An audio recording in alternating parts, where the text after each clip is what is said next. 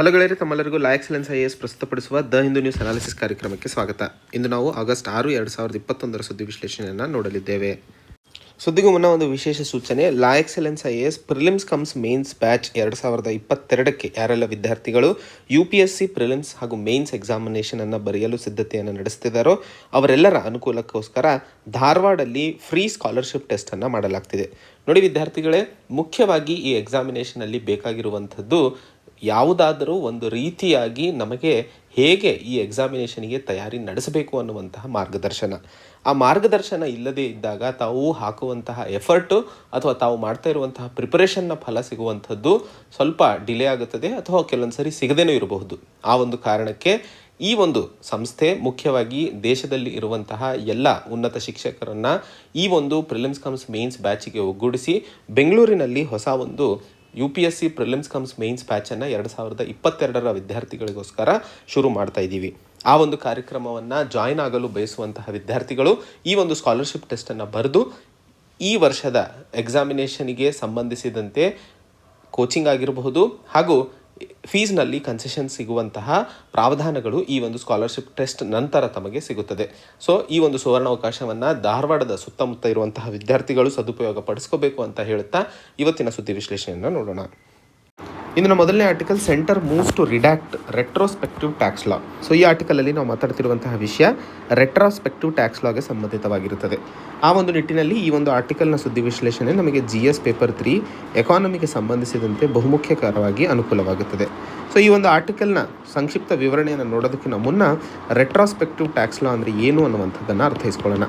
Retrospective tax ಲಾ ಅಂತಂದರೆ ಯಾವುದಾದರೂ ನಡೆದಂತಹ ಘಟನೆ ಹಿಂದಿನ ದಿನಗಳಲ್ಲಿ ಅದು ತಪ್ಪು ಅಥವಾ ಅದಕ್ಕೆ ಸಂಬಂಧಿತ ಕ್ರಮವನ್ನು ತಗೊಳ್ಳಲು ಇವತ್ತು ಕಾನೂನನ್ನು ಪಾಸ್ ಮಾಡಿದ್ದಲ್ಲಿ ಅದನ್ನು ರೆಟ್ರೋಸ್ಪೆಕ್ಟಿವ್ ಟ್ಯಾಕ್ಸ್ ಲಾ ಅಂತ ಕರಿತೀವಿ. ಅಂದರೆ 2007-8ರಲ್ಲಿ ನಡೆದಂತಹ ಘಟನೆ ಅದು ತಪ್ಪು ಅಂತ ತಿಳಿಸಿಕೊಡಲು ಅಥವಾ ಯಾವುದೇ ಒಂದು ವಿಷಯವನ್ನು ನಾವು ರೂಲ್ ಆಫ್ ಲಾನ ಅಡಿಯಲ್ಲಿ ಮಾಡಬೇಕಾಗಿರುವಂತಹ ನಿಟ್ಟಿನಲ್ಲಿ ಕೇಂದ್ರ ಸರ್ಕಾರ ಏನಾದರೂ ಕಾನೂನು ಇವತ್ತು ಪಾರಿತ ಮಾಡಿ ಅದನ್ನು ಹಿಂದಿನ ದಿನಗಳಿಗೆ ಅನ್ವಯ ಮಾಡಿದ್ದಲ್ಲಿ ಅದನ್ನು ರೆಟ್ರೋಸ್ಪೆಕ್ಟಿವ್ ಟ್ಯಾಕ್ಸ್ ಲಾ ಅಂತ ಕರಿತೀವಿ.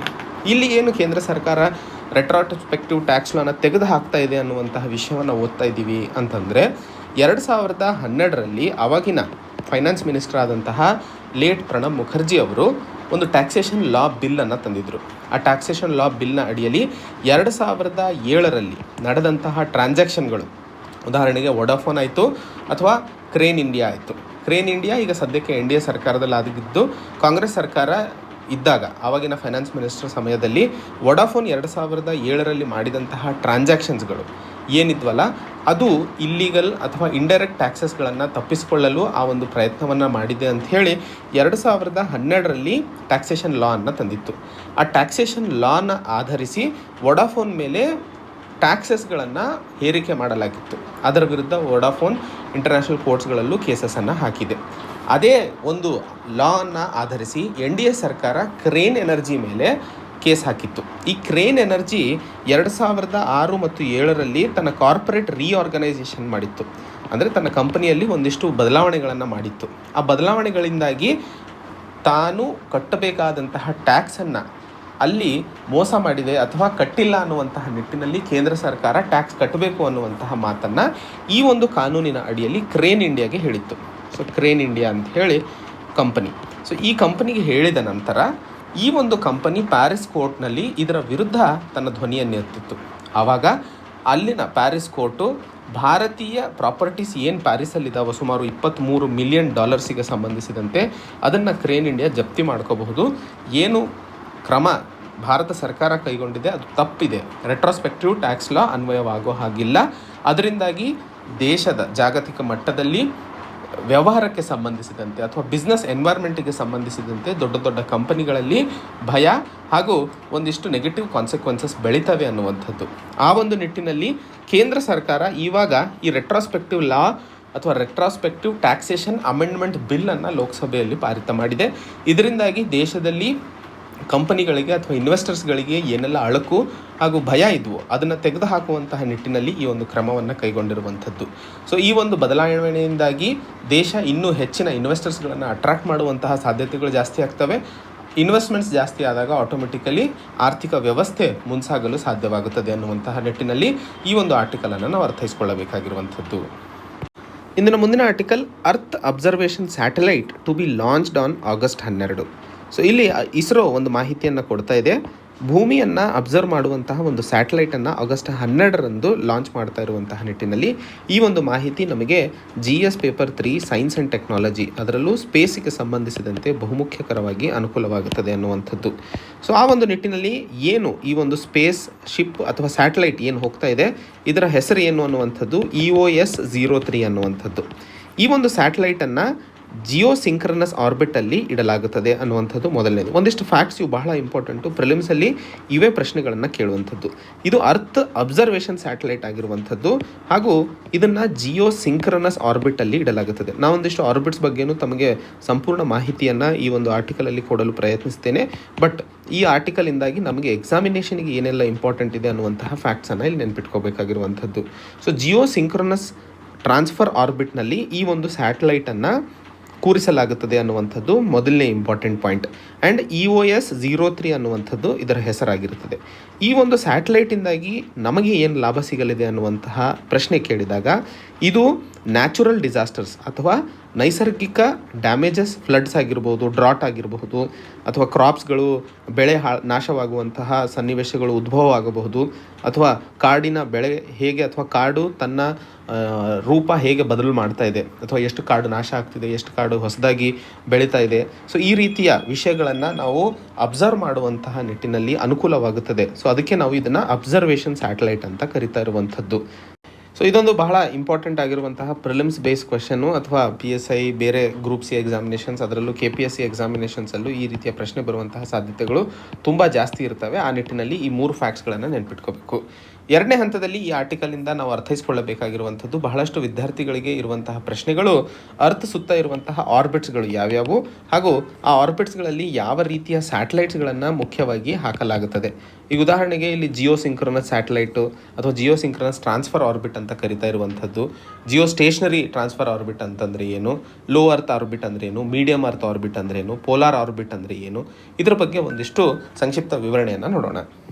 ಸೊ ಮೊದಲನೇ ಹಂತದಲ್ಲಿ ನಾವು ಮಾತಾಡ್ತಾ ಇರುವಂತಹದ್ದು ಜಿಯೋ ಸ್ಟೇಷನರಿ ಆರ್ಬಿಟ್ ಬಗ್ಗೆ. ಇದ್ರ ಬಗ್ಗೆ ಒಂದಿಷ್ಟು ಫ್ಯಾಕ್ಟ್ಸ್ಗಳನ್ನು ಕೊಡ್ತೀನಿ. ಹೆಚ್ಚಾಗಿ ಈ ಪ್ರಶ್ನೆಗಳು ಡೈರೆಕ್ಟಾಗಿ ಕೇಳುವಂತಹ ಸಾಧ್ಯತೆಗಳು ಜಾಸ್ತಿ ಇರೋದ್ರಿಂದ ಇದ್ರ ಬಗ್ಗೆ ತಾವು ಫ್ಯಾಕ್ಟ್ಸ್ ಮೂಲಕವೇ ನೆನ್ಪಿಟ್ಕೊಳ್ಳುವಂಥದ್ದು ಒಳ್ಳೆಯದು.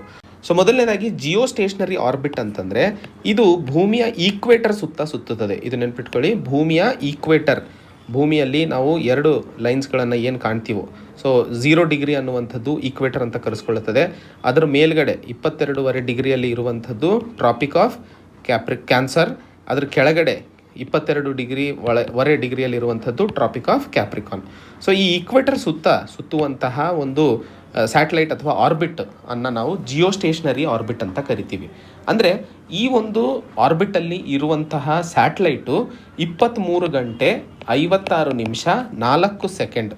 ಸೊ ಇಷ್ಟು ಹೊತ್ತಲ್ಲಿ ಅರ್ತ್ ಸುತ್ತೋದ್ರಿಂದ ಆ ಸ್ಯಾಟಲೈಟು ಭೂಮಿಯ ಒಂದು ಭಾಗದಲ್ಲಿ ಫಿಕ್ಸ್ ಆಗಿದೆ ಅನ್ನುವಂಥದ್ದು ಗೊತ್ತಾಗ್ತಾ ಇರುತ್ತೆ, ಅಥವಾ ಆ ಥರ ಕಾಣುತ್ತೆ. ಸೊ ಫಿಕ್ಸ್ಡ್ ಪೊಸಿಷನಲ್ಲಿ ಇದೆ ಅಂತ ಅನಿಸುವಂತಹ ಆರ್ಬಿಟ್ ಅಥವಾ ಈ ಆರ್ಬಿಟಲ್ಲಿ ಇರುವಂತಹ ಸ್ಯಾಟಲೈಟ್ ಕಾಣಿಸ್ಕೊಳ್ಳುವಂಥದ್ದು. ಆ ಒಂದು ಕಾರಣಕ್ಕೆ ಈ ಒಂದು ಸ್ಯಾಟಲೈಟ್ಸ್ ಅಥವಾ ಜಿಯೋ ಸ್ಟೇಷನರಿ ಆರ್ಬಿಟ್ನಲ್ಲಿ ಯಾವುದೇ ಸ್ಯಾಟಲೈಟ್ಸ್ಗಳನ್ನು ಹಾಕುವಂಥದ್ದು ಮುಖ್ಯವಾಗಿ ಟೆಲಿಕಮ್ಯುನಿಕೇಷನಿಗೆ ಸಂಬಂಧಿತವಾದಂತಹ ಸ್ಯಾಟಲೈಟ್ಸ್ಗಳು. ಸೊ ನಾವೆಲ್ಲ ಏನು ಟೆಲಿಫೋನ್ಸ್ಗಳಲ್ಲಿ ಮಾತಾಡ್ತಿದ್ದೀವಿ ಅಥವಾ ಇಂಟರ್ನೆಟ್ ಆಕ್ಸೆಸ್ಗಳನ್ನು ನೋಡ್ತೀವಿ, ಈ ವಿಷಯಕ್ಕೆ ಸಂಬಂಧಿಸಿದಂತಹ ಸ್ಯಾಟಲೈಟ್ಸ್ಗಳನ್ನು ಜಿಯೋ ಸ್ಟೇಷನರಿ ಸ್ಯಾಟಲೈಟಲ್ಲಿ ಹಾಕಲಾಗುತ್ತದೆ ಅನ್ನುವಂಥದ್ದು ನೆನ್ಪಿಟ್ಕೋಬೇಕು. ಎರಡನೇ ಮುಖ್ಯವಾದಂಥದ್ದು ಲೋ ಅರ್ತ್ ಆರ್ಬಿಟ್ನ ಬಗ್ಗೆ. ಲೋ ಅರ್ತ್ ಆರ್ಬಿಟ್ ಅಂತಂದರೆ, ಲೋ ಅಂತ ಆ ಹೆಸರಲ್ಲೇ ಇದೆ, ಅಂದರೆ ಭೂಮಿಗೆ ಬಹಳ ಹತ್ತಿರದಲ್ಲಿ ಇರುವಂತಹ ಆರ್ಬಿಟ್ ಇದು. ಅಂದರೆ ಸರಿಸುಮಾರು 1000 ಕಿಲೋಮೀಟರ್ಕಿಂತ ಕಡಿಮೆ, ಅತಿ ಕಡಿಮೆ ಅಂದರೆ 160 ಕಿಲೋಮೀಟರ್. ಸೊ 160 ಕಿಲೋಮೀಟರ್ದಿಂದ 1000 ಕಿಲೋಮೀಟರ್ ಮಧ್ಯದಲ್ಲಿ ಇಡುವಂತಹ ಆರ್ಬಿಟ್ಸ್ ಅಥವಾ ಸ್ಯಾಟಲೈಟ್ಸ್ ಏನು ಕೂರಿಸ್ತಾರೋ ಅದನ್ನು ಲೋ ಅರ್ತ್ ಆರ್ಬಿಟ್ಸ್ ಅಂತ ಕರಿತೀವಿ. ಸೊ ಈ ಲೋ ಅರ್ತ್ ಆರ್ಬಿಟ್ಸ್ನ ಅಂದರೆ ಹೇಗೆ ಇದು ಭೂಮಿಗೆ ತುಂಬ ಹತ್ತಿರ ಇದೆ ಅಂತ ಇದ್ದೀವಿ ಅಂದರೆ, ಈ ಒಂದು ಹೈಟಲ್ಲಿ ಏರೋಪ್ಲೇನ್ಗಳು ನಮಗೆಲ್ಲ ಗೊತ್ತಿರೋ ಹಾಗೆ ಭೂಮಿಯ ಮೇಲೆ ಹಾರುವಂತಹ ಏರೋಪ್ಲೇನ್ಗಳು ಬರೀ 14 ಕಿಲೋಮೀಟರ್ ಹೈಟಿಗೆ ಹಾರ್ತವೆ. ಅದಕ್ಕಿಂತ ಮೇಲೆ ಅಂದರೆ ಅದಕ್ಕಿಂತ 10 ಪಟ್ಟು ಮೇಲೆ ಇರುವಂತಹ ಈ ಲೋ ಅರ್ತ್ ಆರ್ಬಿಟ್ಸ್ನಲ್ಲಿ ಹೆಚ್ಚಿನ ಭಾಗದಲ್ಲಿ ಈ ಇಂಟರ್ನ್ಯಾಷನಲ್ ಸ್ಪೇಸ್ ಸ್ಟೇಷನ್ಗಳು ಏನಿರ್ತಾವಲ್ಲ, ಇವುಗಳನ್ನು ಲೋ ಅರ್ತ್ ಆರ್ಬಿಟ್ಸಲ್ಲೇ ಕೂರಿಸಲಾಗುತ್ತದೆ ಅನ್ನುವಂಥದ್ದು. ಹಾಗೂ ಈ ಲೋ ಅರ್ತ್ ಆರ್ಬಿಟ್ಸ್ಗಳನ್ನು ಏನು ಅಥವಾ ಯಾವ ಕಾರಣಕ್ಕೆ ಈ ಸ್ಯಾಟಲೈಟ್ಸ್ಗಳನ್ನು ಇಲ್ಲಿ ಹೆಚ್ಚಿಗೆ ಉಪಯೋಗಿಸ್ತಾರೆ ಅಂತಂದರೆ, ಇಂಟರ್ನ್ಯಾಷನಲ್ ಸ್ಪೇಸ್ ಸ್ಟೇಷನ್ ಬಗ್ಗೆ ತಮಗೆ ಹೇಳಿದೆ. ಅದರ ರೀತಿಯಲ್ಲಿ ಸ್ಯಾಟಲೈಟ್ ಇಮೇಜಿಂಗ್, ಸೊ ಈ ಭೂಮಿಯ ಇಮೇಜಸ್ ಏನಾದರೂ ನಾವು ತಗೋಬೇಕು ಅಥವಾ ಅಬ್ಸರ್ವೇಷನ್ ಮಾಡಬೇಕು ಅಂತಂದಾಗ ಲೋ ಅರ್ತ್ ಆರ್ಬಿಟನ್ನು ನಾವು ಉಪಯೋಗಿಸ್ತೀವಿ ಅನ್ನುವಂಥದ್ದು. ಸೊ ಮೂರನೇ ಆರ್ಬಿಟ್ ಬಗ್ಗೆ ಮಾತಾಡೋಣ, ಮೀಡಿಯಮ್ ಅರ್ತ್ ಆರ್ಬಿಟ್ ಅಂತ ಹೇಳಿ. ಸೊ ಮೀಡಿಯಮ್ ಅರ್ತ್ ಆರ್ಬಿಟ್ ಇಲ್ಲಿ ಹೆಸರೇ ಹೇಳ್ತಾ ಇದೆ ಮೀಡಿಯಮ್ ಅಂತ ಹೇಳಿ. ಸೊ ಅತಿ ಕಡಿಮೆ ಇರುವಂಥದ್ದು ಲೋ ಅರ್ತ್ ಆರ್ಬಿಟ್ ನಿಮ್ಗೆ ಗೊತ್ತಿದೆ. ಹಾಗೂ ಜಿಯೋ ಸ್ಟೇಷನರಿ ಆರ್ಬಿಟ್ ಬಗ್ಗೆ ನಾವು ನೋಡಿದ್ವಿ. ಸೊ ಈ ಜಿಯೋ ಸ್ಟೇಷನರಿ ಮತ್ತು ಲೋ ಅರ್ತ್ ಆರ್ಬಿಟ್ನ ನಡುವೆ ಏನು ನಾವು ಕೂರಿಸ್ತೀವಲ್ಲ, ಅದನ್ನು ನಾವು ಮೀಡಿಯಮ್ ಅರ್ತ್ ಆರ್ಬಿಟ್ಗೆ ಸೇರಿಸ್ಕೋತೀವಿ. ಸೊ ಈ ಒಂದು ಆರ್ಬಿಟಲ್ಲಿ ಸೇರುವಂತಹ ಸ್ಯಾಟಲೈಟ್ಸ್ಗಳು ಮುಖ್ಯವಾಗಿ ಪವರ್ ನ್ಯಾವಿಗೇಷನ್ ಅಥವಾ ನ್ಯಾವಿಗೇಷನಿಗೆ ಸಂಬಂಧಿಸಿದಂತಹ, ಈಗ ನಾವೇನು GPS ಏನು ಉಪಯೋಗಿಸ್ತಾ ಇದ್ದೀವೋ, ಅಥವಾ ಭಾರತದ್ದು ಒಂದು GPS ಇದೆ, US GPS ಅಂತ ಕರೆಸ್ಕೋತೀವಿ. ಭಾರತದ್ದು ನ್ಯಾವಿಗೇಷನ್ ಸ್ಯಾಟಲೈಟ್ ಇದೆ. ಆ ನ್ಯಾವಿಗೇಷನ್ ಸ್ಯಾಟಲೈಟ್ನ ಬಗ್ಗೆ ತಮ್ಮ ಹೋಮ್ವರ್ಕ್ ಇದು ಕಮೆಂಟ್ ಸೆಕ್ಷನಲ್ಲಿ ಹಾಕಬೇಕು, ತಾವು ಸಹ ನೋಟ್ ಮಾಡ್ಕೋಬೇಕು. ಭಾರತದ್ದು ನ್ಯಾವಿಗೇಷನ್ ಸ್ಯಾಟಲೈಟ್ನ ಹೆಸರು ಏನು ಅನ್ನುವಂಥದ್ದು. So Galileo power navigation communication across Europe ಏನಿದೆ, ಅದನ್ನು ಸಹ ಮೀಡಿಯಮ್ ಅರ್ತ್ ಆರ್ಬಿಟಲ್ಲಿ ಇಟ್ಟಿರುವಂಥದ್ದು. ಸೊ 4ನೇ ಹಂತದಲ್ಲಿ ಮಾತಾಡ್ತಾ ಇರುವಂಥದ್ದು polar orbit. So polar orbit and sun synchronous orbit ಅಂತ ಕರಿತೀವಿ. So polar orbit, sun synchronous orbit ಅಂತಂದರೆ, ಈ ಪೋಲಾರ್ ಅಂದ ಕೂಡಲೇ ಭೂಮಿಯ ಸುತ್ತ ಇರುವಂಥದ್ದು ನಾರ್ತ್ ಆ್ಯಂಡ್ ಸೌತ್ ಡೈರೆಕ್ಷನ್ನಲ್ಲಿ ಪೋಲಾರ್ ರೀಜನನ್ನು ನಾವು ಕಾಣುವಂಥದ್ದು. ಸೊ ಯಾವ ಸ್ಯಾಟಲೈಟ್ಗಳು ನಾರ್ತಿಂದ ಸೌತಿಗೆ ತಿರುಗ್ತವೋ ಆ ತಿರುಗುವಂತಹ ಸ್ಯಾಟಲೈಟ್ಸ್ಗಳನ್ನು ಪೋಲಾರ್ ಆರ್ಬಿಟ್ಸ್ ಅಂತ ಕರಿತೀವಿ. ಇದರ ಡಿಸ್ಟೆನ್ಸ್ ಬಗ್ಗೆ ಮಾತಾಡಬೇಕು ಅಂತಂದರೆ 600ರಿಂದ 800 ಕಿಲೋಮೀಟರ್ವರೆಗೂ ಭೂಮಿಯಿಂದ ಮೇಲೆ ಸೇರಿಸುವಂತಹ ಸ್ಯಾಟಲೈಟ್ಸ್ಗಳ ಆರ್ಬಿಟ್ ನಾರ್ತ್ ಸೌತ್ ಡೈರೆಕ್ಷನಲ್ಲಿ ಏನು ತಿರುಗ್ತಾವೋ ಅವುಗಳನ್ನು ಪೋಲಾರ್ ಆರ್ಬಿಟ್ ಅಥವಾ ಸನ್ ಸಿಂಕ್ರನಸ್ ಆರ್ಬಿಟ್ ಅಂತ ಕರಿತೀವಿ. ಈ ಒಂದು ಆರ್ಬಿಟ್ನಲ್ಲಿ ಕೂರುವಂತಹ ಸ್ಯಾಟಲೈಟ್ಸ್ಗಳ ಪ್ರಾಮುಖ್ಯತೆ ಏನಪ್ಪ ಅಂತಂದರೆ, ಒಂದು ದಿನದ ಸಮಯದಲ್ಲಿ ಆ ಸ್ಯಾಟಲೈಟ್ ಅದೇ ಜಾಗದಲ್ಲಿ ಇರುತ್ತದೆ. ಉದಾಹರಣೆಗೆ ಸುಮಾರು 12 ಗಂಟೆ ಮಧ್ಯಾಹ್ನದ ಸಮಯದಲ್ಲಿ ಸ್ಯಾಟಲೈಟ್ ಪ್ಯಾರಿಸಲ್ಲಿದೆ ಅಂದ್ಕೊಳ್ಳಿ, ಪ್ಯಾರಿಸ್ ಮೇಲೆ ಇದೆ ಅಂದ್ಕೊಳ್ಳಿ. ಮುಂದಿನ ದಿನ 12 ಗಂಟೆಗೂ ಅದು ಪ್ಯಾರಿಸ್ ಮೇಲೇ ಕಾಣಿಸ್ಕೊಳ್ಳುತ್ತದೆ. ಈಗ ಭಾರತದ ಮೇಲೆ ಉದಾಹರಣೆಗೆ ಆ ಒಂದು ಸ್ಯಾಟಲೈಟು ಸರಿಸುಮಾರು 5:30 ಅಷ್ಟೊತ್ತಿಗೆ ಕಾಣಿಸ್ಕೊಳ್ಳುತ್ತೆ ಅಂದ್ಕೊಳ್ಳಿ. ಸೊ ಪ್ರತಿದಿನ 5:30ಗೆ ಭಾರತದ ಮೇಲೆ ಸನ್ ಸಿಂಕ್ರನಸ್ ಆರ್ಬಿಟಲ್ಲಿ ಇರುವಂತಹ ಸ್ಯಾಟಲೈಟ್ ಕಾಣಿಸಿಕೊಳ್ಳುವಂತಹದ್ದು ಪ್ರಾಮುಖ್ಯತೆ ಆಗಿರುತ್ತದೆ. ಕೊನೆಯದಾಗಿ ಇವತ್ತಿನ ಆರ್ಟಿಕಲಲ್ಲಿ ನಾವು ಮಾತಾಡಿದಂತಹ ES-03 ಏನು ಅರ್ತ್ ಅಬ್ಸರ್ವೇಷನ್ ಸ್ಯಾಟಲೈಟನ್ನು ಜಿಯೋ ಸಿಂಕ್ರನಸ್ ಆರ್ಬಿಟಲ್ಲಿ ಹಾಕಿಲ್ಲದ್ರೋ ಅದರ ಬಗ್ಗೆ ಅರ್ಥೈಸ್ಕೊಳ್ಳೋಣ. ಸೊ ಜಿಯೋ ಸಿಂಕ್ರನಸ್ ಆರ್ಬಿಟ್ ಅಂತಂದರೆ ಇದೊಂದು ಹೈ ಅರ್ತ್ ಆರ್ಬಿಟ್ ಆಗಿರುತ್ತದೆ. ಈ ಒಂದು ಆರ್ಬಿಟಲ್ಲಿ ಇರುವಂತಹ ಸ್ಯಾಟಲೈಟ್ಸ್ಗಳು ಅಥವಾ ಈ ಒಂದು ಆರ್ಬಿಟ್ ಭೂಮಿಯ ಈಕ್ವೇಟರ್ ಸುತ್ತ ಇರುವಂಥದ್ದು. ಸೊ ಈಕ್ವೇಟರ್ ಸುತ್ತ ಈ ಒಂದು ಆರ್ಬಿಟ್ ಬಹುಮುಖ್ಯವಾಗಿ 35,786 ಕಿಲೋಮೀಟರ್ಸ್ಗಳ ಮೇಲೆ ಸೇರಿಸುವಂತಹ ಆರ್ಬಿಟ್ಗಳನ್ನು ನಾವು ಜಿಯೋ ಸಿಂಕ್ರನಸ್ ಆರ್ಬಿಟ್ಸ್ ಅಂತ ಕರಿತೀವಿ. ಸೊ ಈ ಒಂದು ಆರ್ಬಿಟ್ನಲ್ಲಿ ಇರುವಂತಹ ಸ್ಯಾಟಲೈಟ್ಸ್, ನಾನು ಹೇಳಿದೆ ಮುಂಚೆನೇ ಜಿಯೋ ಸ್ಟೇಷನರಿ ಆರ್ಬಿಟ್ ಬಗ್ಗೆನೂ ಮಾತಾಡಬೇಕಾದ್ರೆ, ಈಕ್ವೇಟರಲ್ಲಿ ಇರುವಂತಹ ಆರ್ಬಿಟ್ಸ್ ಅಥವಾ ಸ್ಯಾಟಲೈಟ್ಸ್ ಭೂಮಿಯ ಸುತ್ತಿನ ಸಮಯ ಏನಿದೆ ಆ ದಿನಕ್ಕೆ ಅದರ ಸಮಾನವಾಗಿ ತಿರುಗ್ತವೆ ಅನ್ನುವಂಥದ್ದು. ಆ್ಯಂಡ್ ಈ ಒಂದು ಜಿಯೋ ಸಿಂಕ್ರನಸ್ ಆರ್ಬಿಟಲ್ಲಿ ನಾವು ಸೇರಿಸ್ತಾ ಇರುವಂತಹ ಅರ್ತ್ ಅಬ್ಸರ್ವೇಷನ್ ಸ್ಯಾಟಲೈಟ್ನ ಪ್ರಾಮುಖ್ಯತೆ ಏನು ಅನ್ನುವಂಥದ್ದನ್ನು ತಾವು ಮುಖ್ಯವಾಗಿ ನೆನಪಿಟ್ಕೋಬೇಕಾಗಿರುವಂತಹ ಮಾಹಿತಿ. ಮುಂದಿನ article a guide to resolving Assam Mizoram issue. So ಈ ಒಂದು ಆರ್ಟಿಕಲಲ್ಲಿ ನಾವು ಮಾತಾಡ್ತಿರುವಂತಹ ವಿಷಯ ಅಸ್ಸಾಂ ಮತ್ತು ಮಿಜೋರಾಂ ನಡುವೆ ಆದಂತಹ ಬಾರ್ಡರ್ ಡಿಸ್ಪ್ಯೂಟಿಗೆ ಸಂಬಂಧಿಸಿದಂತೆ ಪೊಲೀಸ್ ಮತ್ತು ಸಿವಿಲಿಯನ್ ನಡುವೆ ಆದಂತಹ ಗಲಾಟೆ ಬಗ್ಗೆ ತಾವು ಹಿಂದಿನ ಸುದ್ದಿ ವಿಶ್ಲೇಷಣೆಗಳಲ್ಲಿ ಮಾಹಿತಿಯನ್ನು ನೋಡೇ ಇರ್ತೀರ. ಸೊ ಅದರ ಉಗಮ ಹಾಗೂ ಏನು ಮಾಡುವ ಅವಶ್ಯಕತೆ ಇದೆ ನಾರ್ತ್ ಈಸ್ಟ್ ರೀಜನ್ನಲ್ಲಿ ಅಸ್ಸಾಂ ಮತ್ತು ಮಿಜೋರಾಂನ ನಡುವೆ ಆಗ್ತಾ ಇರುವಂತಹ ಈ ಬಾರ್ಡರ್ ಡಿಸ್ಪ್ಯೂಟನ್ನು ಸರಿಪಡಿಸಬೇಕು ಅಂದರೆ ಅನ್ನುವಂತಹ ವಿಷಯವನ್ನು ಸಂಕ್ಷಿಪ್ತವಾಗಿ ನಾವಿಲ್ಲಿ ನೋಡಲಿದ್ದೇವೆ. ಈ ಒಂದು ಆರ್ಟಿಕಲ್ನ ಸುದ್ದಿ ವಿಶ್ಲೇಷಣೆ ನಮಗೆ ಮುಖ್ಯವಾಗಿ GS ಪೇಪರ್ 2 ಪಾಲಿಟಿ, ಅದರಲ್ಲೂ ಸೆಂಟರ್ ಸ್ಟೇಟ್ ಅಥವಾ ಸ್ಟೇಟ್ಗಳ ನಡುವೆ ಇರುವಂತಹ ಸಂಬಂಧಗಳಿಗೆ ಸಂಬಂಧಿಸಿದಂತೆ ಅನುಕೂಲವಾಗುತ್ತದೆ. ಮುಖ್ಯವಾಗಿ ಫೆಡರಲಿಸಮ್ ಕಾನ್ಸೆಪ್ಟ್ನಲ್ಲಿ ನಮಗೆ ಈ ಒಂದು ಮಾಹಿತಿ ಬಹುಮುಖ್ಯವಾಗಿ ಅನುಕೂಲವಾಗುವಂಥದ್ದು. ಸೊ ಜುಲೈ 26ರಂದು ನಾವು ನೋಡಿದ ಹಾಗೆ ಅಸ್ಸಾಂ ಮತ್ತು ಮಿಜೋರಾಂ ಬಾರ್ಡರ್ನಲ್ಲಿ ಆದಂತಹ ಗಲಾಟೆಯಿಂದಾಗಿ ಸುಮಾರು 6 ಜನ ಸಾವನ್ನಪ್ಪಿದ್ರು, 50 ಜನ ಇಂಜೂರ್ ಆಗಿರುವಂತಹ ಮಾಹಿತಿ ನಮಗೆಲ್ಲ ಗೊತ್ತಿರುವಂಥದ್ದು. ಸೊ ಈ ಅಸ್ಸಾಂ ಮತ್ತು ಮಿಜೋರಾಂನ ನಡುವೆ ಇರುವಂತಹ ಬಾರ್ಡರ್ ಡಿಸ್ಪ್ಯೂಟಿಗೆ ಕಾರಣವೇನು ಅಂತ ನೋಡಿದಾಗ, ಐತಿಹಾಸಿಕವಾಗಿ ಮಾತಾಡಿದರೆ ಸುಮಾರು 150 ವರ್ಷಗಳ ಹಿಂದಿನ ವಿಷಯವನ್ನು ನೋಡಬೇಕಂತಂದರೆ 1892ರಲ್ಲಿ ಯಾವಾಗ ಬ್ರಿಟಿಷ್ ಅಸ್ಸಾಮನ್ನು ಅನೆಕ್ಸ್ ಮಾಡ್ತಾ ಇತ್ತು, ಅದಕ್ಕಿಂತ ಮುನ್ನ ಲೂಷೈ ಹಿಲ್ಸ್ನಲ್ಲಿ ಒಂದು ಇನ್ನರ್ ಲೈನ್ ಬೌಂಡ್ರಿಯನ್ನು ಮಾಡಲಾಗಿತ್ತು. ಅಂದರೆ ಆ ಇನ್ನರ್ ಲೈನ್ ಬೌಂಡ್ರಿಯನ್ನು 1875ರಲ್ಲಿ ಮಾಡಿತ್ತು.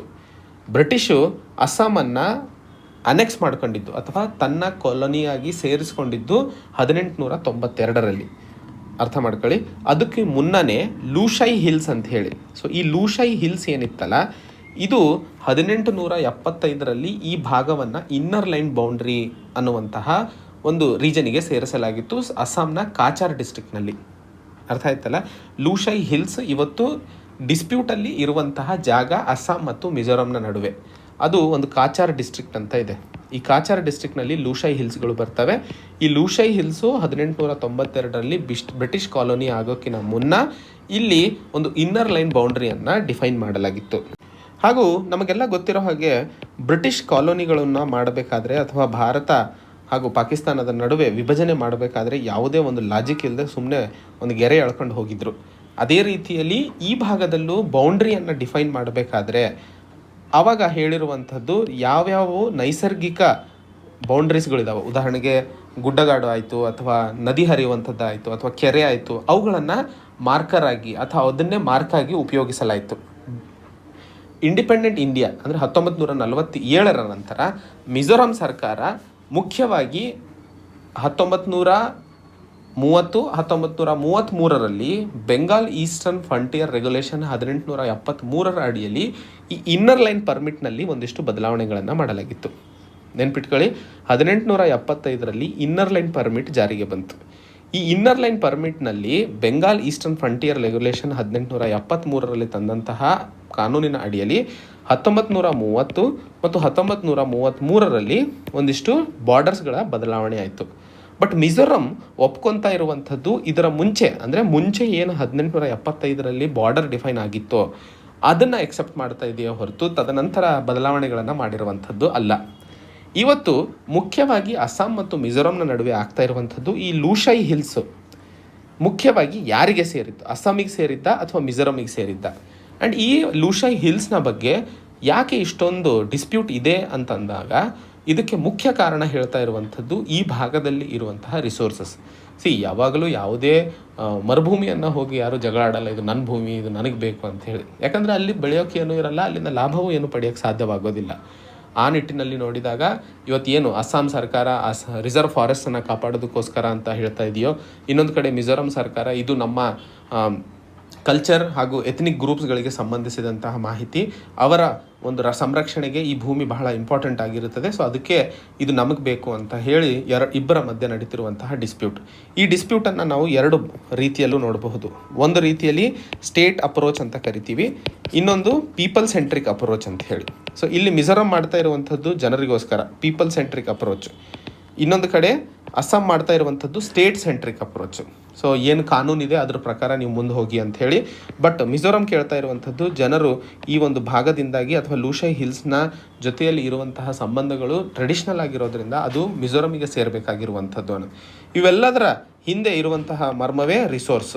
ಈ ಭಾಗದಲ್ಲಿ ಇರುವಂತಹ ರಬ್ಬರ್ ಪ್ಲಾಂಟೇಷನ್ಗಳಾಗಿರ್ಬೋದು, ಆಯಿಲ್ ಆಗಿರಬಹುದು, ಟೀ ಆಗಿರಬಹುದು ಹಾಗೂ ಕಲ್ಲಿದ್ದಲಾಗಿರಬಹುದು, ಇವೆಲ್ಲವೂ ಮುಖ್ಯವಾಗಿ ಆ ಭಾಗದ ಮೇಲೆ ಹೆಚ್ಚಿನ ಕಣ್ಣು ಬಿದ್ದು ಅದಕ್ಕೆ ಹೆಚ್ಚಿನ ಆಸೆ ಅಂತ ಹೇಳ್ಬೋದು ಅಥವಾ ಎಕನಾಮಿಕಲ್ ಎಕ್ಸ್ಪ್ಲಾಟೇಷನ್ಗೆ ಸಾಧ್ಯತೆಗಳು ತುಂಬ ಜಾಸ್ತಿ ಇರೋದ್ರಿಂದ ಎರಡೂ ರಾಜ್ಯಗಳ ನಡುವೆ ಈ ಒಂದು ಸಂಬಂಧ ಅಥವಾ ಈ ಒಂದು ಸ್ಥಿತಿ ಇವತ್ತು ಕಾಣಲು ಸಾಧ್ಯವಾಗ್ತಿದೆ ಅನ್ನುವಂಥದ್ದು ನೋಡಬಹುದು.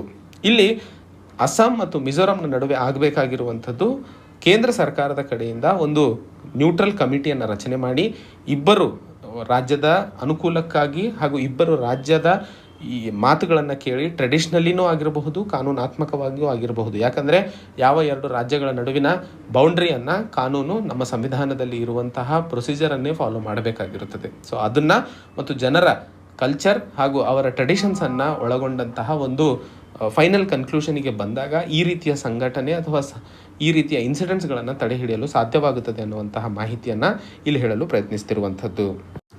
ಮುಂದಿನ article, India Nepal flood management needs course correction. So ಈ ಒಂದು ಆರ್ಟಿಕಲಲ್ಲಿ ನಾವು ಮಾತಾಡ್ತಿರುವಂತಹ ವಿಷಯ ಭಾರತ ಮತ್ತು ನೇಪಾಳನ ನಡುವೆ ಸಂಬಂಧಗಳಲ್ಲಿ ಬದಲಾವಣೆಗಳು ಹಾಗೂ ವಾಟರ್ ಮ್ಯಾನೇಜ್ಮೆಂಟಿಗೆ ಸಂಬಂಧಿಸಿದಂತಹ ಕೋಆಪರೇಷನ್ನಲ್ಲಿ ಏನಾದರೂ ಹೆಚ್ಚಳವಾಗದೇ ಇದ್ದಿದ್ದಲ್ಲಿ ನಾರ್ದರ್ನ್ ಬಿಹಾರ್ ರೀಜನ್ನಲ್ಲಿ ಆಗ್ತಾ ಇರುವಂತಹ ಪ್ರವಾಹದ ಸಮಸ್ಯೆ ಇನ್ನೂ ಹೆಚ್ಚಾಗಲಿದೆ ಹೊರತು ಕಡಿಮೆ ಆಗೋದಿಲ್ಲ ಅನ್ನುವಂಥದ್ದು.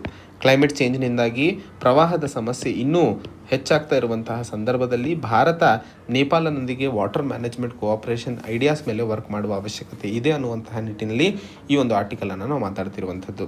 ಈ ಒಂದು ಆರ್ಟಿಕಲ್ನ ಸುದ್ದಿ ವಿಶ್ಲೇಷಣೆ ಫ್ಲಡ್ ಮ್ಯಾನೇಜ್ಮೆಂಟಿಗೆ ಸಂಬಂಧಿತವಾಗಿರೋದ್ರಿಂದ GS ಪೇಪರ್ 3 ಡಿಸಾಸ್ಟರ್ ಮ್ಯಾನೇಜ್ಮೆಂಟಿಗೆ ಸಂಬಂಧಿಸಿದಂತೆ ನಮಗೆ ಈ ಒಂದು ಆರ್ಟಿಕಲ್ ಬಹುಮುಖ್ಯಕರವಾಗಿ ಅನುಕೂಲವಾಗುತ್ತದೆ.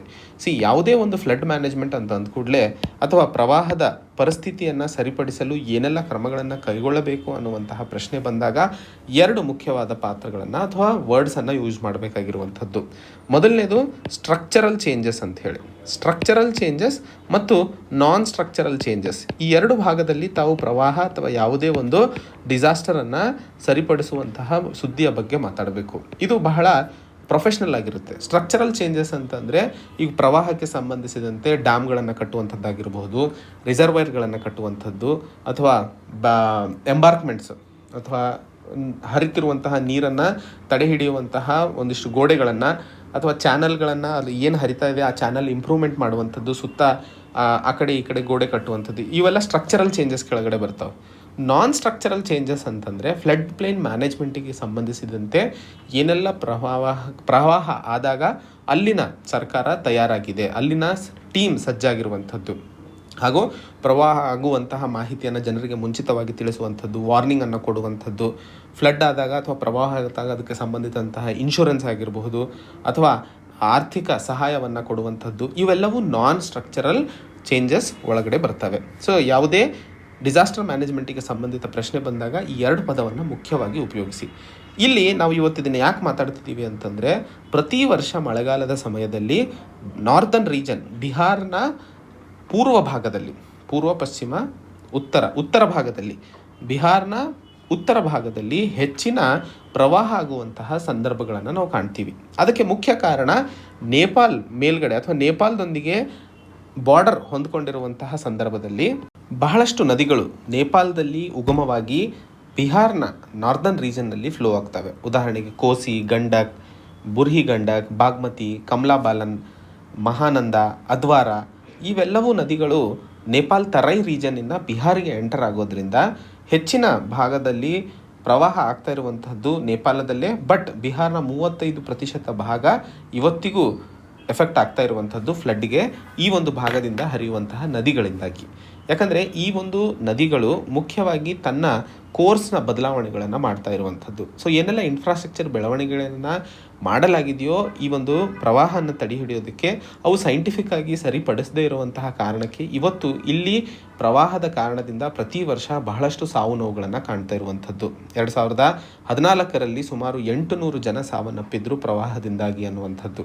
ಆ ಒಂದು ನಿಟ್ಟಿನಲ್ಲಿ ಸರ್ಕಾರ ಬಹಳಷ್ಟು ಕ್ರಮಗಳನ್ನು ಕೈಗೊಂಡಿದೆ. ಸೊ ಇವತ್ತಿಗೂ ಆ ಪರಿಸ್ಥಿತಿಯನ್ನು ಸರಿಪಡಿಸಲು ಸಾಧ್ಯವಾಗದೇ ಇರುವಂತಹ ನಿಟ್ಟಿನಲ್ಲಿ ಸರ್ಕಾರ ಒಂದು ಹೊಸ ಪಾಲಿಸಿಯನ್ನು ತರುವ ಅವಶ್ಯಕತೆ ಇದೆ. ಉದಾಹರಣೆಗೆ 1955ರಲ್ಲಿ ನೇಪಾಳ ಮತ್ತು ಭಾರತದ ನಡುವೆ ಒಂದು ಎಂಬಾರ್ಕ್ಮೆಂಟನ್ನು ಕಟ್ಟೋದಕ್ಕೋಸ್ಕರ ರಿಟೈರ್ಡ್ ಜನ ಆ ಕಡೆಯಿಂದನೂ ಭಾರತದ ಕಡೆಯಿಂದನೂ ಸೇರ್ಕೊಂಡ್ಬಿಟ್ಟು ಅಲ್ಲಿನ ಬೆಳವಣಿಗೆ ಅಥವಾ ಎಂಬಾರ್ಕ್ಮೆಂಟ್ಸನ್ನು ಕಟ್ಟೋದಕ್ಕೋಸ್ಕರ ಸಹಾಯ ಹಸ್ತವನ್ನು ಕೈಚಾಚಿದ್ರು. ಆದರೆ ಅದು ಮುಂದಿನ ದಿನಗಳಲ್ಲಿ ಮುಂಸಾಗಲಿಲ್ಲ, ಅದು ಅಲ್ಲಿಗೆ ಉಳ್ಕೋತು. ಸೊ ಇವತ್ತಿಗೂ ಸಹ ಭಾರತದ ಕಡೆಯಿಂದಾಗಿ ಆಗಿರಬಹುದು, ನೇಪಾಳದ ಕಡೆಯಿಂದಾಗಿ ಇರಬಹುದು, ಈ ಒಂದು ಭಾಗದಲ್ಲಿ ಹೈಡ್ರೋ ಎಲೆಕ್ಟ್ರಿಸಿಟಿಗೆ ಸಂಬಂಧಿಸಿದಂತೆ ಪ್ರಾಜೆಕ್ಟ್ಸ್ಗಳನ್ನು ಕೈಗೆತ್ತಿಕೊಳ್ಳಲಾಗ್ತಿದೆಯೇ ಹೊರತು ಈ ಭಾಗದಲ್ಲಿ ಆಗ್ತಾ ಇರುವಂತಹ ಪ್ರವಾಹಕ್ಕೆ ಸಂಬಂಧಿಸಿದಂತೆ ಯಾವುದೇ ಒಂದು ನಿಜವಾದ ಕೆಲಸವನ್ನು ಮಾಡಲು ಸರ್ಕಾರಗಳು 2 ಕಡೆಯಿಂದ ಮುಂದಾಗ್ತಾ ಇಲ್ಲ. 2 ರಾಷ್ಟ್ರಗಳ ನಡುವೆ ಆಗ್ತಾ ಇರುವಂತಹ ಒಂದಿಷ್ಟು ಗೊಂದಲಗಳಿಂದಾಗಿ ಜನರು 2 ಕಡೆ ಸಾವನ್ನಪ್ತಾ ಇರುವಂತಹ ಸಂದರ್ಭದಲ್ಲಿ ಇವತ್ತು ಈ ಒಂದು ಮಾತಿನಲ್ಲಿ ಹೇಳ್ತಾ ಇರುವಂಥದ್ದು 2 ರಾಷ್ಟ್ರಗಳ ನಡುವೆ ವಾಟರ್ ಮ್ಯಾನೇಜ್ಮೆಂಟಿಗೆ ಸಂಬಂಧಿಸಿದಂತೆ ಒಂದು ಹೊಸ ಕಾರ್ಯತಂತ್ರವನ್ನು ರೂಪಿಸುವ ಅವಶ್ಯಕತೆ ಇದೆ ಅನ್ನುವಂಥದ್ದು. ಇಂದಿನ ಮುಂದಿನ article not always fair game. So ಈ ಒಂದು ಆರ್ಟಿಕಲಲ್ಲಿ ನಾವು ಮಾತಾಡ್ತಿರುವಂತಹ ವಿಷಯ, ತಮಿಳುನಾಡು ಸರ್ಕಾರ ಅಲ್ಲಿ ನಡೀತಾ ಇರುವಂತಹ ರಮ್ಮಿ ಮತ್ತು ಪೋಕರ್ ಗೇಮ್ಸ್ಗಳನ್ನು ರಾಜ್ಯದಲ್ಲಿ ಸ್ಥಗಿತಪಡಿಸಬೇಕು ಅನ್ನುವಂತಹ ನಿಟ್ಟಿನಲ್ಲಿ ಒಂದು ಕಾನೂನನ್ನು ಜಾರಿಗೆ ತಂದಿತ್ತು. ಸೊ ರಮ್ಮಿ ಮತ್ತು ಪೋಕರ್ ತಮಗೆಲ್ಲ ಗೊತ್ತಿರೋ ಹಾಗೆ ಎಷ್ಟೊಂದು ಆ್ಯಪ್ಗಳ ಪ್ರಮೋಷನ್ ಆಗಿರಬಹುದು, ಅಡ್ವರ್ಟೈಸ್ಮೆಂಟ್ಸ್ಗಳನ್ನು ಬರ್ತಾ ಇರುವಂಥದ್ದಾಗಿರಬಹುದು. ಸೊ ಆ ಒಂದು ನಿಟ್ಟಿನಲ್ಲಿ ತಮಿಳುನಾಡು ಸರ್ಕಾರ ತಮಿಳುನಾಡು ಗೇಮಿಂಗ್ ಆ್ಯಕ್ಟ್ 1930 ಬದಲಾವಣೆ ಮಾಡಿಬಿಟ್ಟು ಯಾವ ಗೇಮ್ನಲ್ಲಿ ಸ್ಕಿಲ್ಲು ಸಹ ಇದೆಯೋ, ಯಾಕಂದರೆ 1930ರಲ್ಲಿ ತಮಿಳುನಾಡು ಗೇಮಿಂಗ್ ಆ್ಯಕ್ಟ್ನ ಅಡಿಯಲ್ಲಿ ಈ ಸ್ಕಿಲ್ ಇರುವಂತಹ ತಲೆ ಇರುವಂತಹ ಗೇಮ್ಸ್ಗಳನ್ನು ಹೊರತುಪಡಿಸಿ ಬೇರೆ ಎಲ್ಲ ಗೇಮ್ಸ್ಗಳು ಎಲ್ಲಿ ಬೆಟ್ಟಿಂಗ್ ಅಥವಾ ಬೇರೆ ರೀತಿಯ ಕುತಂತ್ರಗಳಿರ್ತಾವೋ ಅವುಗಳನ್ನು ಬ್ಯಾನ್ ಮಾಡಲಾಗಿತ್ತು. ಇದನ್ನು ಈಗ ಅಮೆಂಡ್ ಮಾಡಿಬಿಟ್ಟು ರಮ್ಮಿ ಆಯಿತು ಅಥವಾ ಪೋಕರ್ ಈ ಎರಡು ಗೇಮ್ಗಳನ್ನು ಬ್ಯಾನ್ ಮಾಡುವಂತಹ ನಿಟ್ಟಿನಲ್ಲಿ ಈ ಒಂದು ಕಾನೂನನ್ನು ಬದಲಾವಣೆ ಮಾಡಿತ್ತು. ಬಟ್ ಅಲ್ಲಿನ ಹೈಕೋರ್ಟ್, ಮದ್ರಾಸ್ ಹೈಕೋರ್ಟ್ ಹೇಳ್ತಾ ಇರುವಂಥದ್ದು ಈ ಒಂದು ಕ್ರಮ ಅನ್ರೀಸನಬಲ್ ಆಗಿದೆ. ಅಂದರೆ ಇವತ್ತು ಏನು ಜನರಲ್ಲಿ ಈ ರಮ್ಮಿ ಅಥವಾ ಪೋಕರ್ ಗೇಮ್ಸ್ ಆಡೋದ್ರಿಂದ ಅಡಿಕ್ಷನ್ ಜಾಸ್ತಿ ಆಗ್ತಾ ಇದೆ ಅಥವಾ ಇದರಿಂದಾಗಿ ಜನರು ಹೆಚ್ಚಿನ ಹಣವನ್ನು ಕಳ್ಕೊತಿದ್ದಾರೆ ಅನ್ನುವಂಥದ್ದು ನಿಮಗೆ ಗೊತ್ತಾಗ್ತಿದೆಯೋ, ಅಲ್ಲಿ ತಾವು ರೆಗ್ಯುಲೇಟ್ ಮಾಡುವಂತಹ ಪ್ರಯತ್ನಗಳನ್ನು ಪಡಬೇಕೇ ಹೊರತು ಜನರನ್ನು ಹತೋಟಿಗೆ ತಗೊಳ್ಳುವಂಥದ್ದು ಅಲ್ಲ. ಯಾಕಂದರೆ ಈ ಒಂದು ಕಾನೂನಿಂದಾಗಿ ಜನರನ್ನು ತಾವು ಏನು ಮಾಡಬೇಕು ಏನು ಮಾಡಬಾರ್ದು ಅನ್ನುವಂತಹ ಸ್ವೇಚ್ಛೆಯನ್ನು ಕೊಡುವಂಥದ್ದು ಕಡ್ದು ಹಾಕ್ತಿದ್ದೀರ. ಸೊ ಜನರು ಸ್ವೇಚ್ಛೆಯಿಂದ ಇರಬೇಕು, ಲಿಬರ್ಟಿಯಿಂದ, ಫ್ರೀಡಮಿಂದ ಅವರಿಗೆ ಏನು ಸರಿ ತಪ್ಪು ಅನ್ನುವಂಥದ್ದು ಅರ್ಥೈಸಿ ಅವರು ಯಾವುದು ಮಾಡಬೇಕು ಯಾವುದು ಮಾಡಬಾರ್ದು ಅನ್ನುವಂತಹ ಸ್ವೇಚ್ಛೆ ಹಾಗೂ ಫ್ರೀಡಮನ್ನು ಕೊಡಬೇಕು. ಆ ಒಂದು ಮಾತಿನಿಂದಾಗಿ ಮದ್ರಾಸ್ ಹೈಕೋರ್ಟ್ ಹೇಳ್ತಾ ಇರುವಂಥದ್ದು ಇಲ್ಲಿ ಪೆಟರ್ನಲಿಸ್ಟಿಕ್, ಅಂದರೆ ಇಂಗ್ಲೀಷಲ್ಲಿ ಪ್ರೆಟರ್ನಲಿಸ್ಟಿಕ್ ಇದೆ, ಮನೆಯಲ್ಲಿ ಅಪ್ಪಂದರ ಮಾತೆ ಫೈನಲ್ ಆಗಿರುತ್ತೆ. ಹಾಗೆ ಮೆಟರ್ನಲಿಸ್ಟಿಕ್ ಫ್ಯಾಮಿಲಿಯಲ್ಲಿ ಮುಖ್ಯವಾಗಿ ಹೆಣ್ಣು ಮಕ್ಕಳು ತುಂಬ ಡಾಮಿನೆಂಟ್ ಆಗಿರ್ತಾರೆ, ತಾಯಿಯ ಇಂಪಾರ್ಟೆನ್ಸ್ ತುಂಬ ಜಾಸ್ತಿ ಇರುತ್ತೆ. ಬಟ್ ಭಾರತದಲ್ಲಿ ನಾವು ಕಾಣುವಂತಹ ಸಮಾಜದಲ್ಲಿ ಪೆಟರ್ನಲಿಸ್ಟಿಕ್ ಸೊಸೈಟಿಗಳು ತುಂಬ ಜಾಸ್ತಿ ನೋಡ್ತೀವಿ. ಸೊ ಇವತ್ತು ತಮಿಳುನಾಡು ಸರ್ಕಾರ ತಮಿಳುನಾಡು ಜನರ ಮೇಲೆ ಪೆಟರ್ನಲಿಸ್ಟಿಕ್ ಕ್ಯಾರೆಕ್ಟರನ್ನು ತೋರಿಸುವಂತಹ ಪ್ರಯತ್ನವನ್ನು ಮಾಡ್ತಾ ಇದೆ. ಸೊ ನೀನು ಇದೇ ಮಾಡಬೇಕು ಇದು ಮಾಡೋ ಹಾಗಿಲ್ಲ ಅನ್ನುವಂಥದ್ದು ಅದು ಬಿಟ್ಟು ಆ ಪೆಟರ್ನಲಿಸ್ಟಿಕ್ ಕ್ಯಾರೆಕ್ಟರ್ನ ಬದಿಗಿಟ್ಟು ಜನರಿಗೆ ರೆಗ್ಯುಲೇಟ್ ಮಾಡಿಬಿಟ್ಟು ಈ ರೀತಿಯ ಏನು ಗೇಮ್ಸ್ ಇದ್ದಾವೆ ಇದನ್ನು ರೆಗ್ಯುಲೇಷನಿಗೆ ಒಳಪಡಿಸಿ, ಗೇಮ್ಸನ್ನು ಜನ ಏನು ಮಾಡಬೇಕು ಮಾಡಬಾರ್ದು ಅನ್ನುವಂಥದ್ದು ಹೇಳಬೇಡಿ. ಆ್ಯಂಡ್ ಈ ಗೇಮ್ನ ಅಡಿಯಲ್ಲಿ ಸ್ಕಿಲ್ಸಿಗೆ ಏನು ಎಕ್ಸೆಪ್ಷನ್ ಕೊಡಲಾಗಿತ್ತೋ ಅಟ್ಲೀಸ್ಟ್ ಆ ಸ್ಕಿಲ್ಲಿನ ಬೆಳವಣಿಗೆಗೋಸ್ಕರ ಜನರಿಗೆ ಅವಕಾಶವನ್ನು ಮಾಡಿಕೊಡುವಂತಹ ಕಡೆ ಸರ್ಕಾರ ಕೆಲಸವನ್ನು ಮಾಡಬೇಕೇ ಹೊರತು ಅದನ್ನು ತಡೆ ಹಿಡಿಯೋದಕ್ಕಲ್ಲ ಅನ್ನುವಂತಹ ಮಾತನ್ನು ಈ ಆರ್ಟಿಕಲಲ್ಲಿ ಹೇಳಲು ಪ್ರಯತ್ನಿಸ್ತಿರುವಂಥದ್ದು. ಮುಂದಿನ article why government schools not the first choice ಅಂತ ಹೇಳಿ. ಸೊ ಈ ಒಂದು ಆರ್ಟಿಕಲಲ್ಲಿ ನಾವು ಮಾತಾಡ್ತಿರುವಂತಹ ವಿಷಯ ಯಾಕೆ ಮಕ್ಕಳಾಗಿರಬಹುದು ಹಾಗೂ ಪೇರೆಂಟ್ಸ್ ಆಗಿರಬಹುದು ಗವರ್ಮೆಂಟ್ ಶಾಲೆಗಳನ್ನು ಮೊದಲನೇ ಆದ್ಯತೆಯನ್ನು ಕೊಡೋದಿಲ್ಲ ಅನ್ನುವಂಥದ್ದು. ಇವತ್ತು ಈ ಒಂದು ಆರ್ಟಿಕಲನ್ನು ಮಾತಾಡ್ತಿರುವಂತಹ ವಿಷಯ ಎರಡು ರೂಪದಲ್ಲಿ ಮಾತಾಡ್ತಿರುವಂಥದ್ದು. ಮೊದಲನೇದು, ಪಟನಾ ಹೈಕೋರ್ಟು ಎಷ್ಟು ಜನ IAS ಮತ್ತು IPS ಆಫೀಸರ್ಗಳು ತಮ್ಮ ಮಕ್ಕಳನ್ನು ಸರ್ಕಾರಿ ಶಾಲೆಗೆ ಕಳಿಸ್ತಾ ಇದ್ದೀರಾ ಅನ್ನುವಂತಹ ಪ್ರಶ್ನೆಯನ್ನು ಕೇಳಿರುವಂಥದ್ದು. ಹಾಗೂ COVID-19 ಸಂದರ್ಭದಿಂದಾಗಿ ಬಹಳಷ್ಟು ಗವರ್ಮೆಂಟ್ ಶಾಲೆಗಳಲ್ಲಿ ಹೆಚ್ಚಿನ ಅಡ್ಮಿಷನ್ಸ್ಗಳನ್ನು ನೋಡ್ತಾ ಇರುವಂಥದ್ದು. ಯಾಕಂದರೆ ಮಧ್ಯಮ ವರ್ಗ ಹಾಗೂ ಕೆಳ ಮಧ್ಯಮ ವರ್ಗದಲ್ಲಿ ಇರುವಂತಹ ಜನರಲ್ಲಿ ಆದಂತಹ ಆರ್ಥಿಕ ಹಿಂಜರಿತದಿಂದಾಗಿ ಹೆಚ್ಚಿನ ಮಕ್ಕಳನ್ನು ಶಾಲೆಗೆ ಸೇರಿಸ್ತಾ ಇರುವಂಥದ್ದು. ಆ ಸಂದರ್ಭದಲ್ಲಿ ಇವತ್ತು ಗವರ್ಮೆಂಟ್ ಶಾಲೆಗಳಲ್ಲಿ ಆಗ್ತಾ ಇರುವಂತಹ ಶಿಕ್ಷಣ ವ್ಯವಸ್ಥೆಗೆ ಸಂಬಂಧಿಸಿದಂತೆ ಒಂದಿಷ್ಟು ವಿಷಯಗಳನ್ನು ನಾವಿಲ್ಲಿ ಅರ್ಥೈಸಿಕೊಳ್ಳಬೇಕಾಗಿರುವಂಥದ್ದು. ಈ ಒಂದು ಆರ್ಟಿಕಲ್ನ ಸುದ್ದಿ ವಿಶ್ಲೇಷಣೆ ನಮಗೆ GS ಪೇಪರ್ 2 ಎಜುಕೇಷನಿಗೆ ಸಂಬಂಧಿಸಿದಂತೆ ಬಹುಮುಖ್ಯಕರವಾಗಿ ಅನುಕೂಲವಾಗುತ್ತದೆ ಅನ್ನುವಂತಹ ಮಾಹಿತಿ. ಸೊ ಮೊದಲನೇದಾಗಿ ಯಾಕೆ ಗವರ್ಮೆಂಟ್ ಶಾಲೆಗಳಲ್ಲಿ ನಾವು ಕಡಿಮೆ ಅಡ್ಮಿಷನ್ಸನ್ನು ಕಾಣ್ತೀವಿ ಅಂತಂದರೆ, ಮೊದಲನೇದಾಗಿ ಸರಿಯಾಗಿ ಕುಡಿಯುವ ನೀರು, ಇನ್ಫ್ರಾಸ್ಟ್ರಕ್ಚರಿಗೆ ಸಂಬಂಧಿಸಿದಂತೆ ಗವರ್ಮೆಂಟ್ ಶಾಲೆಗಳು ಹೆಚ್ಚಿನ ಕೆಲಸವನ್ನು ಮಾಡುವ ಅವಶ್ಯಕತೆ ಇದೆ. ಸೊ ಸರಿಯಾದ ಕುಡಿಯುವ ನೀರಾಗಿರಬಹುದು, ಟಾಯ್ಲೆಟ್ಸ್ಗಳಾಗಿರಬಹುದು, ಶಾಲೆ ಕಾಂಪೌಂಡ್ ಆಗಿರಬಹುದು, ಕ್ಲಾಸ್ ರೂಮ್ಗಳಾಗಿರಬಹುದು, ಲೈಟು, ಫ್ಯಾನು, ಬೋರ್ಡ್ ಆಗಿರಬಹುದು, ಇವೆಲ್ಲವೂ ಇನ್ಫ್ರಾಸ್ಟ್ರಕ್ಚರ್ ಒಳಗಡೆ ಬರುವಂಥದ್ದು. ಸೊ ಇನ್ಫ್ರಾಸ್ಟ್ರಕ್ಚರ್ ಇವತ್ತಿಗೂ ಬಹಳಷ್ಟು ಶಾಲೆಗಳಲ್ಲಿ ಹಿಂದುಳ್ಕೊಂಡಿರುವಂಥದ್ದು. ಆ್ಯಂಡ್ ಯಾಕೆ ಸರ್ಕಾರ ಇಷ್ಟೊಂದು ಬಜೆಟನ್ನು ಕೊಡ್ತಾ ಇರಬೇಕಾದರೂ ಸಹ ಇದು ಸರಿಪಡಿಸಲು ಸಾಧ್ಯವಾಗ್ತಿಲ್ಲ ಅನ್ನುವಂಥದ್ದು ಅತಿ ದೊಡ್ಡ ಪ್ರಶ್ನೆಯಾಗಿ ಉಳ್ಕೊಂಡಿದೆ. ಎರಡನೇ ಹಂತದಲ್ಲಿ ಇನ್ಫ್ರಾಸ್ಟ್ರಕ್ಚರ್ ನೆಕ್ಸ್ಟ್ ಬರುವಂಥದ್ದು ಕ್ವಾಲಿಟಿ ಆಫ್ ಎಜುಕೇಷನ್. ಈ ಒಂದು ಶಾಲೆಗಳಲ್ಲಿ ಹೆಚ್ಚಿನ ಶಿಕ್ಷಕರು ಕ್ವಾಲಿಫೈಡ್ ಆಗಿ ಎಕ್ಸಾಮ್ ಬರೆದು ಪಾಸಾಗಿ ಶಿಕ್ಷಕರಾಗಿ ಅಟೆಂಡ್ ಆದರೂ ಸಹ ಇರುವಂತಹ ಶಿಕ್ಷಕರ ಸಂಖ್ಯೆ ಕಡಿಮೆ ಆಗಿರುವಂಥದ್ದು. ಬಹಳಷ್ಟು ರಾಜ್ಯಗಳಲ್ಲಿ ಇವತ್ತಿಗೂ ಶಿಕ್ಷಕರ ಸಂಖ್ಯೆ ಕಡಿಮೆ ಇರುವಂತಹ ಕಾರಣದಿಂದಾಗಿ ಒಬ್ಬರೇ ಶಿಕ್ಷಕರು 2-3 ಸಬ್ಜೆಕ್ಟ್ಸ್ಗಳನ್ನು ಪಾಠ ಮಾಡುವಂಥದ್ದಾಗಿರಬಹುದು, ಅಥವಾ ಯಾವ ಒಂದು ಪ್ರಾಪರ್ ಟೈಮ್ ಟೇಬಲ್ ಡಿಸಿಪ್ಲಿನನ್ನು ಫಾಲೋ ಮಾಡದೇ ಇರುವಂತಹ ಕಾರಣಗಳಿಂದಾಗಿ ಇವತ್ತಿಗೂ ಗೌರ್ಮೆಂಟ್ ಶಾಲೆಗಳ ಬಗ್ಗೆ ತಂದೆ ತಾಯಿಯರಲ್ಲಿ ಒಂದಿಷ್ಟು ಅಳುಕು ಇರುವಂಥದ್ದು. ಹಾಗೆ ಬಹಳಷ್ಟು ಗೌರ್ಮೆಂಟ್ ಶಾಲೆಗಳು ಕನ್ನಡ ಮಾಧ್ಯಮ ಶಾಲೆಗಳಾಗಿರೋದ್ರಿಂದ ಇಂಗ್ಲೀಷ್ ಅನ್ನುವಂಥದ್ದು ತಂದೆ ತಾಯಿಯರಿಗೆ ಮಕ್ಕಳನ್ನು ಎಲ್ಲಿಗೋ ಒಯ್ಯುವಂತಹ ಒಂದು ಲ್ಯಾಂಗ್ವೇಜ್ ಆಗಿ ಮುಂದೆ ಬಂದಿರುವಂಥದ್ದು. ಆದರೆ ನ್ಯಾಷನಲ್ ಎಜುಕೇಷನ್ ಪಾಲಿಸಿ 2020ರಲ್ಲಿ ಮಾತೃಭಾಷೆಗೆ ಪ್ರೊಫೆಷನಲ್ ಕೋರ್ಸಸ್ಸನ್ನು ಸಹ ಇಂಟ್ರೊಡ್ಯೂಸ್ ಮಾಡ್ತಾ ಇರೋದ್ರಿಂದ ಮಕ್ಕಳಲ್ಲಿ ಮಾತೃಭಾಷೆಯಲ್ಲಿ ಓದುವಂತಹ ವಿದ್ಯಾರ್ಥಿಗಳ ಬ್ರೈನ್ ಡೆವಲಪ್ಮೆಂಟ್ ಆಗಿರಬಹುದು, ಆಲೋಚನೆ ಶಕ್ತಿ ಆಗಿರಬಹುದು, ಇಮ್ಯಾಜಿನೇಷನ್, ಕ್ರಿಯೇಟಿವಿಟಿ ಆಗಿರಬಹುದು, ಅವೆಲ್ಲ ಬಹಳ ಬೆಳೀತವೆ ಅನ್ನುವಂತಹ ನಿಟ್ಟಿನಲ್ಲಿ ಮಾತೃಭಾಷೆಯಲ್ಲಿ ಶಿಕ್ಷಣ ಬಹಳ ಇಂಪಾರ್ಟೆಂಟ್ ಆಗಿರ್ತದೆ. ಬಟ್ ಅವರಿಗೆ ಮುಂದೆ ಹೋಗುವಂತಹ ಒಂದಿಷ್ಟು ಅವಕಾಶಗಳು ಇಲ್ಲದೆ ಇರುವಂತಹ ಕಾರಣಕ್ಕೆ ಆಂಗ್ಲ ಮಾಧ್ಯಮದಲ್ಲೇ ವಿದ್ಯಾರ್ಥಿಗಳು ಇಷ್ಟ ಆಗಲಿ ಆಗದೇ ಇರಲಿ ಮುಂದೆ ಹೋಗಬೇಕಾಗಿತ್ತು. ಸೊ ಹೀಗೆ ಈ 3 ಮುಖ್ಯವಾದ ಕಾರಣಗಳನ್ನು ಇಲ್ಲಿ ಲೇಖಕರು ಹೇಳಲು ಪ್ರಯತ್ನಿಸ್ತಿರುವಂಥದ್ದು. ಸರ್ಕಾರಿ ಶಾಲೆಯಲ್ಲೂ ಕೇಂದ್ರೀಯ ವಿದ್ಯಾಲಯ ಶಾಲೆಗಳಾಗಿರಬಹುದು, ಜವಾಹರ್ ನವೋದಯ ವಿದ್ಯಾಲಯ ಶಾಲೆಗಳಾಗಿರಬಹುದು, ಸೈನಿಕ್ ಸ್ಕೂಲ್ಗಳಾಗಿರಬಹುದು, ಅಥವಾ ರಾಜ್ಯ ಸರ್ಕಾರ ತಂದಿರುವಂತಹ ಎಷ್ಟೋ ರೆಸಿಡೆನ್ಷಿಯಲ್ ಸ್ಕೂಲ್ ಆಗಿರಬಹುದು, ಇವೆಲ್ಲ ಸಕ್ಸಸ್ಫುಲ್ ಆಗೋದಕ್ಕೆ ಕಾರಣ ಏನು? ಆರ್ಗನೈಸ್ಡ್ ಆಗಿದ್ದಾವೆ.